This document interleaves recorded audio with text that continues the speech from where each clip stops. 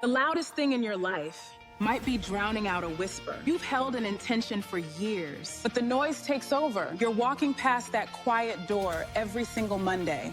Fred Strobel lived that exact reality. He spent 30 years climbing the highest levels of financial services. That path led him to the executive committee at Tradeweb Markets. It's required absolute focus and relentless dedication. Yet he kept opening a different door. Since 2012, he's quietly facilitated peer support for grieving youth. His work as a certified grief educator centers on steadiness. It's about meeting people exactly where they are. He didn't write an angry manifesto or burn the boats. He simply planned a dignified handoff. That quiet door is now his main focus. He's mentoring leaders on building real relationships through his practice, You Know Somebody. He also captures modern reinvention through his beautiful photography. It's all about finding true identity. Joy is what shows up when you finally honor your whisper out loud. He's proven that transition can be incredibly graceful. We're so lucky to have him here today. Please welcome Fred to the stage.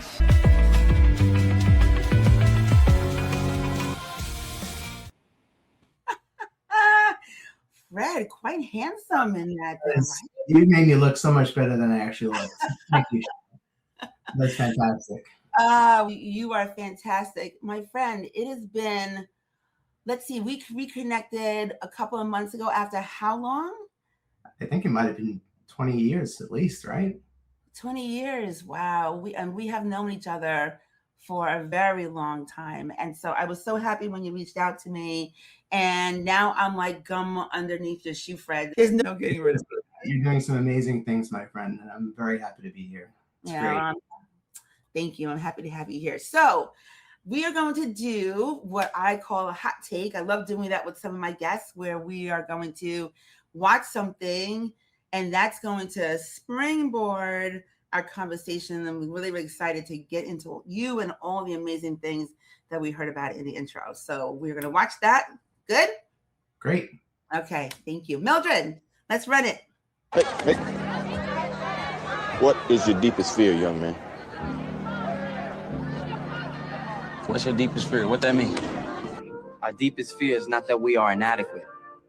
Our deepest fear is that we are powerful beyond measure. It is our light, not our darkness, that most frightens us.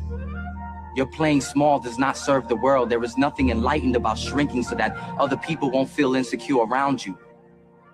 We were all meant to shine as children do. It's not just in some of us, it's in everyone. And as we let our own light shine, we unconsciously give other people permission to do the same. As we are liberated from our own fear, our presence automatically liberates others.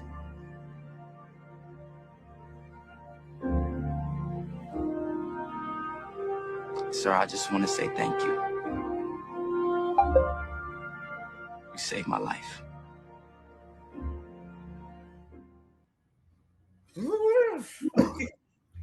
Sheryl is right. Oh, what do you think about that, what he said? That's amazing. Having the ability to have your light shine is an important part of speaking to young people and giving them the presence and the opportunity to be who they are is a big part of mentorship. And given the opportunity to be in that place many times in my life and speak to young folks and give them the courage to be who they are is an important piece of being a mentor. And one of the things that I've spent a lot of time on over the years is trying to help people define what their story is, and who they are. And I think that clip you just showed is exactly what a lot of people struggle with. I think one of the first interview questions people get is, tell me about yourself. And a lot of people stumble over it just because they know who they are. And I think once you get a sense of who you are and you can answer that question honestly, the rest of it flows. Yeah, that's so true.